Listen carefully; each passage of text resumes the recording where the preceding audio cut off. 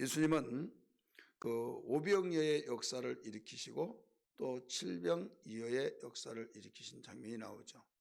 마태복음 14장 13절에서 21절의 사건은 오병이어의 역사가 나타납니다. 오늘 본문은 칠병이어의 역사가 나타납니다. 우리는 오늘 칠병이어에서 우리에게 주시는 생명의 교훈이 뭐냐? 첫 번째는 주님께 불쌍히 여기심을 받는 자는 문제 해결의 역사가 있다는 말씀을 여기서 볼 수가 있죠. 주님께 불쌍히 여김을 받는 자는 어떤 가운데서 문제 해결의 역사가 있다 이거죠. 그러므로 우리는 어떤 일이더라도 하나님께 우리가 불쌍히 여김을 받는 것, 사람에게 불쌍히 여김을 받으면 안 되겠지만은 하나님께 불쌍히 여김을 받는 것은 하나님의 은혜의 모든 또 문제 해결의 역사가 되어지는 계기가 된다, 이런 말씀이에요. 32절의 말씀 보면 예수님이 그런 말씀을 하세요. 32절에 예수께서 제자들을 불러 이르시되 내가 무리를 불쌍히 여기노라 나오죠. 예수님을 믿고 또 예수님의 소문을 듣고 예수님이 병을 고친다는 소식을 듣고 못할 것이 없다는 소식을 듣고 예수님의 말씀을 듣고 병 고침 또 이런저런 문제들이 있는 사람들이 다 예수님께 왔습니다. 입소문이 굉장히 무섭다는 것을 잘 알고 계시듯이 이 가운데 그 많은 사람들이 예수님께 모여들었습니다. 근데 집에 갈 줄 모르고 여기에 보면 사흘째 되었다 이런 말씀을 하죠. 제자들에게 이렇게 말씀을 해요. 너희들이 이들이 지금 사흘째 되지 않았느냐? 이대로 집에 돌려보내면 기진맥진해서 쓰러진다. 그래서 너희들이 가지고 있는 것이 있냐? 이렇게 물어봤어요. 그러기 전에 불쌍하다고 말씀했어요. 불쌍히 여기시니까 이런 생각도 들지, 마음이 강박하면 사람은 일주일 동안 굶더라도 죽지 않아 하면서 냉정하게 판단하고 쌀쌀맞게 판단하면 그런 생각이 들 수도 있어요. 그러나 사흘 동안 지금 먹을 것이 없다. 사흘이 되는데 먹을 것이 없다. 가지고 온 것이 다 떨어졌겠죠. 이걸 주님이 아시고 불쌍하다.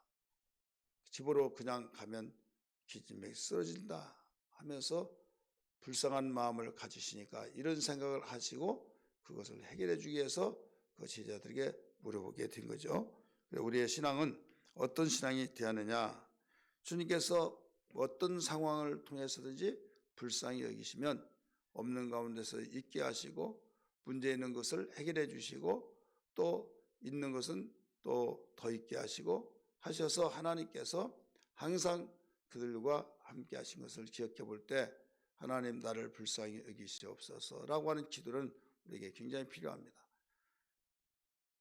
이 맹인이 되었던 그들이 고침받았던 것도 다윗 자손 예수여 우리를 불쌍히 여겨 주옵소서, 우리가 마가복음 10장에서도 발견할 수 있잖아요.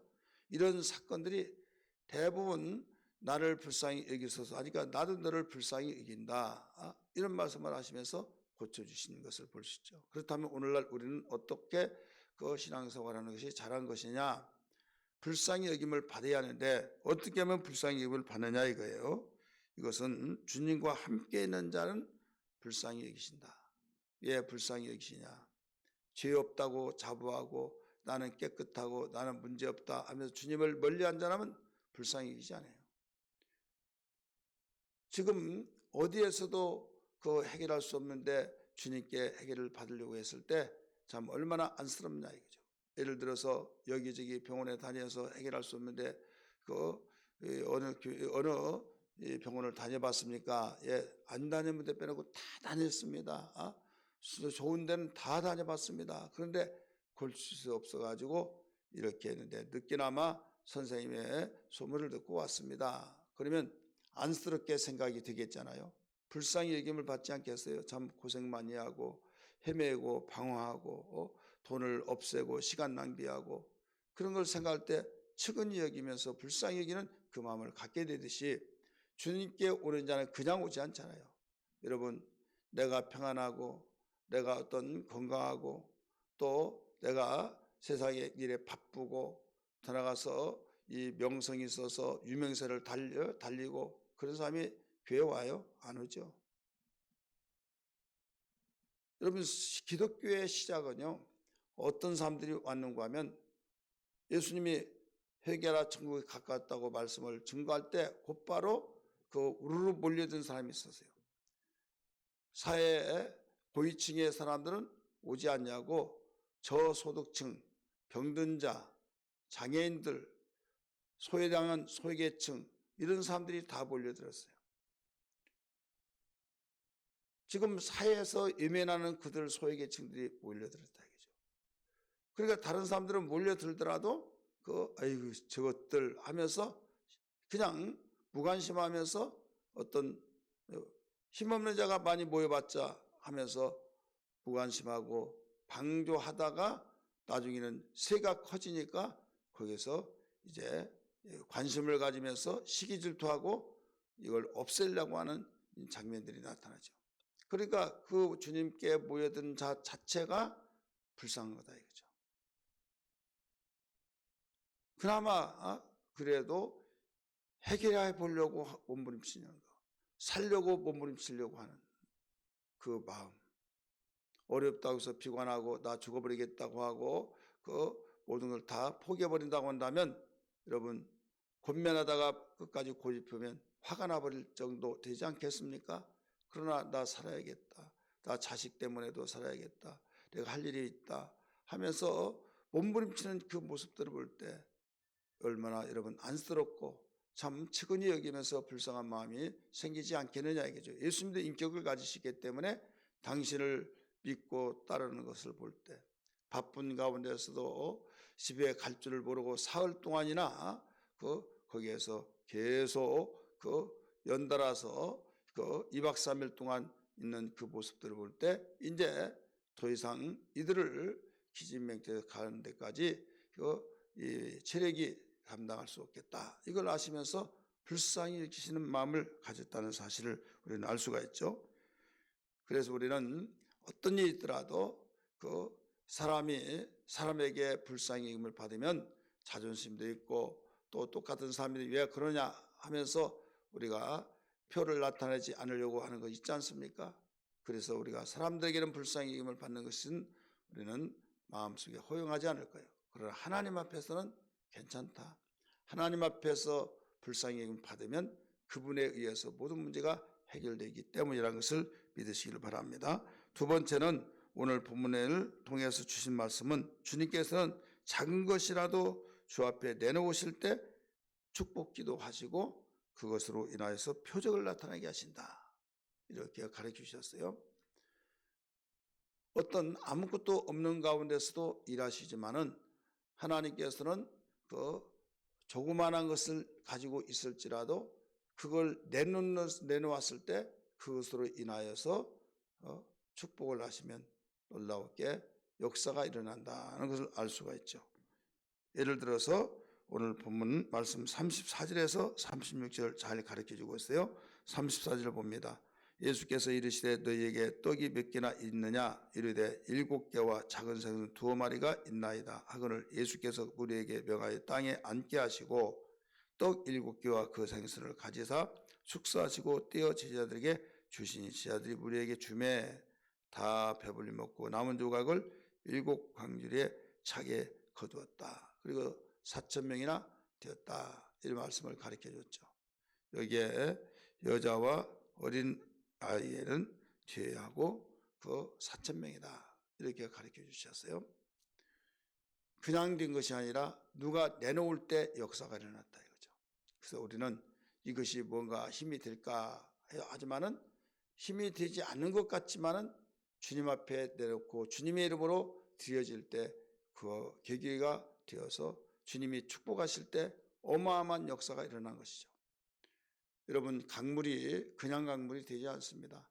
골짜기에 tum벙tum벙 떨어지는 계곡물이 모아지고 모아져서 계곡물이 흐르고 계곡물이 흘러서 강에 강물이 만들어지고 강물이 만들어져서 모두 바다로 흘러 바닷물이 모아진 것이죠. 그래서 우리가 기도하는 그 기도 한마디가, 내가 기도하는 단 몇 분이라도, 내가 기도하고 있는 그 1시간, 2시간이 여러분 어마어마한 주님의 역사하심을 통해서 아름답고 귀한 능력이 나타난 걸 알아야 될 줄 믿습니다.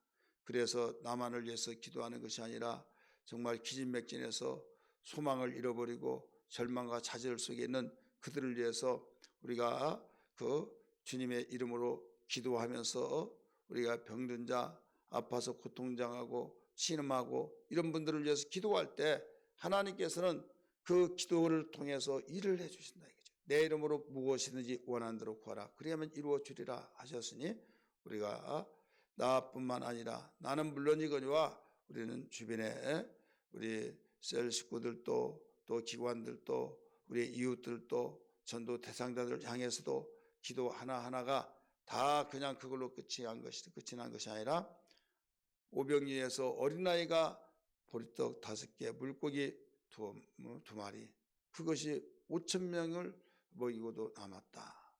여기서는 보리떡 7개와 물고기 2마리가 여기 작은 생선 멸치라고 그랬어요. 그 주석에 보면 이렇게 그것이 한 사람 먹는 것도 모자랄 판인데 그것이 어마어마한 한 사람도 남김없이 다 배불리 먹고 7 광주리에 남게 되었다는 것을 알 수가 있잖아요. 그래서 여러분이 주님께 드려지는 달란트나 주님께 드려지는 이 헌금도 또 시간도 기도도 모두 드려진 것은 역사를 이루는 보물이라는 것을 알아야 될 줄 믿기 바랍니다. 마지막 3번째, 하나님께서 주신 것은 버릴 것이 없다는 것을 잘 가르쳐 주셨어요. 하나님께서 우리에게 주신 것은 버릴 것이 없다. 자, 하나님이 주신 것이 뭘까요? 은혜죠. 지금 보리떡 7개와 생선 2마리를 드렸을 때 하나님께서 주셨어요. 나는 주님께 드리고 하나님은 거기에 몇 곱으로 몇 수천 곱으로 그거 주셨어요. 그때 여기에서 웬만하면 남았으니까 다 쓰레기 처리를 해서 없앨 수 있지만은 버리지 말아라. 다 거두어드리라 이렇게 말했죠.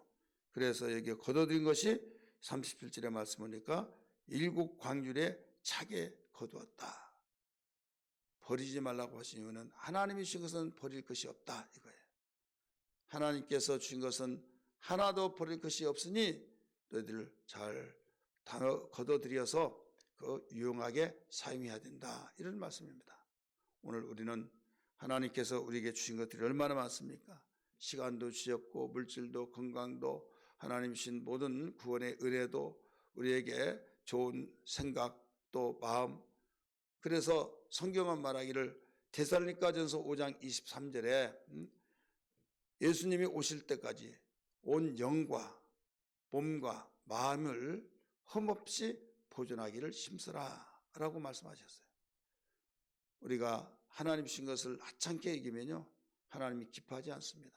귀하게 여긴 자, 생명을 주신 것을 생명을 하찮게 여겨서 그냥 나 죽어버릴 거야 이런 식으로 말한다면 그 말 속에서 하나님은 무슨 말을 했느냐에 따라서 네가 유익하게도 되고 네가 정죄함을 받기도 된다. 우리는 이미 예수님의 핏값으로 우리를 사셔서 내 것이 아니고 주님의 것이라는 걸 알아야 될 줄 믿기 바랍니다. 주님의 것인데 내가 함부로 나 죽어버리겠다 한 사람은 결국은 죽더라 이거죠. 어떤 사람은 살기 위해서 돈을 들이게 하면서 불철주야로 간병을 하고 도와주며 또 그런 가운데서도 살리려고 하고 또 본인도 살려고 하고, 그런데 아주 얼마든지 살고 살 수 있는데도 자기의 감정이 상하고 또 자기 자신 속에서 의욕이 없어지면서 절망하다 보니까 나는 살아서 뭐해 하면서 자기를 비하시키면서 극단적인 자세를 취하려고 하는 사람들이 여러분 우리 주변에 너무나 많습니다. 이것은 하나님 주신 생명이에요. 이미 죄 가운데서 이미 죽을 몸이지만 하나님이 살려주셔서 우리의 육체 생명, 우리의 영혼의 모든 것들을 하나님께서 주신 만큼 우리가 스스로 버리지 말아라. 관리를 잘하고 하나님이 언젠가는 쓰시기에서 반드시 너는 이렇게 해야지 않겠느냐 할 때 주여 나는 죽을 몸이었으나 하나님이 살려주신 것을 이미 깨달았사오니 마음껏 써주시옵소서라고 할 수는 그런 마음을 가지고 살아갈 때 하나님께서 기뻐하시고 그를 불쌍히 여기시고 밀어주시고 이끌어주시고 돌봐주신 것을 믿으시길 바랍니다.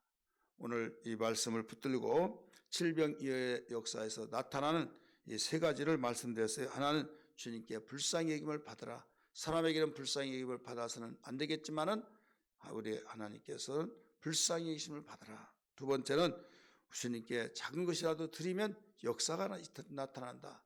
세 번째, 우리에게 주님께서 주신 것은 절대로 버릴 것이 없다. 이 교훈의 말씀이 생명되기를 주님으로 축복합니다. 할렐루야.